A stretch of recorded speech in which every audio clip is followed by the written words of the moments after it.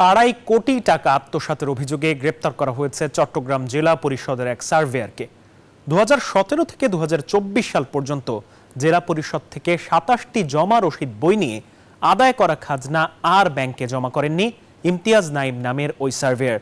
প্রধান সহকারী এবং হিসাব রক্ষক জানান, নাইমের অনিয়মের কথা আগে থেকেই জানতেন কর্মকর্তারা। ঘটনা তদন্তে কমিটি করেছে জেলা পরিষদ। এছাড়া দুদককে সম্পৃক্ত করতে চিঠি দিয়েছে পুলিশ। আকরাম হোসেনের রিপোর্ট, ছবি তুলেছেন রতন দাস।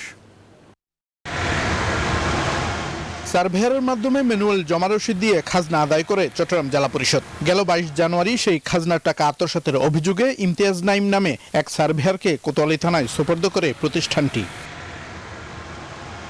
ঘটনা তদন্তে 26 জানুয়ারি 3 সদস্যের তদন্ত কমিটি গঠন করে জেলা পরিষদ। অনিয়মের ব্যাপকতা দেখে কমিটি 5 সদস্যে উন্নীত করা হয়। এছাড়া দুদককেও ঘটনা অবহিত করে পদক্ষেপ নিতে চিঠি দিয়েছে পুলিশ। কোটি মানুষের আস্থার ভালোবাসায় 11 বারের মতো দেশের 1 নম্বর রেফ্রিজারেটর ব্র্যান্ড ওয়ালটন।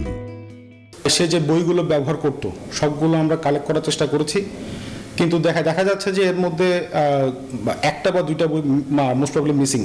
আমরা দুইটা বই এখনো হদিস পাইনি। এগুলো যদি পাওয়া যায় আমরা আরো সুস্পষ্ট আমরা তদন্ত শেষ করতে পারবো আর কি।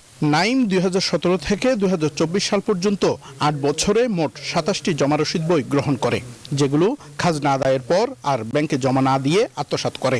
তার নামে আমরা এই পর্যন্ত 27টা রসিদ বই ইস্যু করেছি। তো এই 27টা বই আমরা যে তদন্ত কমিটি করেছি আর কি, প্রাথমিকভাবে আমরা 97 লাখ টাকা পেয়েছিলাম 25টা বই। 18 সাল থেকে সেই টাকাটা জমা করতেছিল না। অন্যদিকে হিসাব রক্ষক বলছেন, নাইমের টাকা জমা না করার বিষয়টি ওপেন সিক্রেট ছিল, কিন্তু তার জবাবদিহি নেয়নি কেউই। মাঠে এইদিকে ওইদিকে গিয়ে টাকাগুলো সে কালেক্ট করতো। যদি এটা ফাইলিং এর একটা ব্যাপার থাকতো তাহলে আমি জানতে পারতাম যে এরকম একটা জমি এত টাকা ইজারা হয়েছে। কারণ ফাইল ছাড়া, কোনো নথিপত্র ছাড়া যদি কেউ টাকাগুলো কালেক্ট করে, এটা আসলে কিন্তু অফিসের কারো কিন্তু ওইভাবে জানার কথা না, কারণ সে তো নিয়মই মেনটেন করে নেই।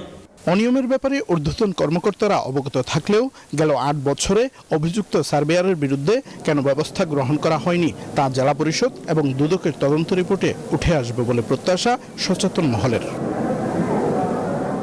আকরাম হোসাইন, নিউজ 24, চট্টগ্রাম।